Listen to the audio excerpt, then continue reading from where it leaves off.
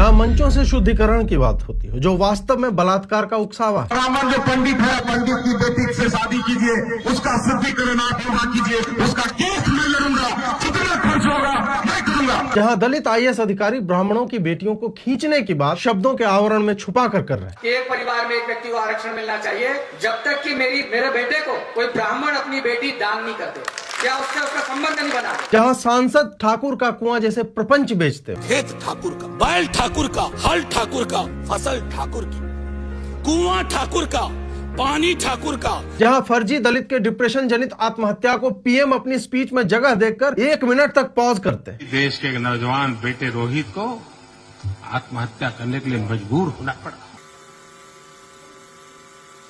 जहां हिंदुत्ववादी संस्था का प्रमुख वामपंथियों के फर्जी 2000 वर्षों की अस्पृश्यता की बकलोली नॉर्मलाइज करेगा, जहां सत्ता पक्ष हर तरह की नीतियों से सामान्य वर्ग की जातियों को जन्मजात अपराधी बनाने की योजनाएं गढ़ता हो, वहां यदि बिहार के सारण में 16 वर्षीय बच्ची को सचिन मांझी, युवराज, चंदन मांझी, अजय मांझी और विकास सामूहिक बलात्कार के पश्चात कुएं में फेंक ही दे, तो क्या इन सारे ही व्यक्तियों का हृदय आह्लादित नहीं होगा कि अस्पृश्यता का बदला ले लिया गया, शुद्धिकरण हो गया, मनवाद हार गया, ब्राह्मणवाद की कब्र खुद गई। जब रुचि तिवारी को पुलिस के सामने खींचा गया था वामपंथी जातिवादियों के द्वारा, हत्या और मोलेस्टेशन के प्रयास हुए, तब भी मोदी सरकार से किसी भी प्रकार की प्रतिक्रिया आई थी। जब ब्राह्मणों भारत छोड़ो लिखा गया, जब कॉलेज में नारे लगे, जब ब्राह्मण छात्र को बाथरूम में बंद कर अग्निशामक के पाउडर से चोक करके मारने का प्रयास हुआ, तब यह सरकार दलित, पीड़ित, शोषित, वंचित का ही खटराग अलाप रही थी। इस पर मोदी के पास कोई उत्तर नहीं कि सर्वव्याप्त जातिवादी घृणा को लेकर कोई एट्रोसिटी एक्ट क्यों नहीं है। क्या हमारी बेटियां इतनी सस्ती हैं कि कोई भी भरी सभा में शुद्धिकरण और बेटी रोटी की बात करेगा? किसने इस विचार को इतना सामान्य हो जाने दिया कि ऐसी बातों पर तुरंत प्रतिक्रिया तक नहीं होती?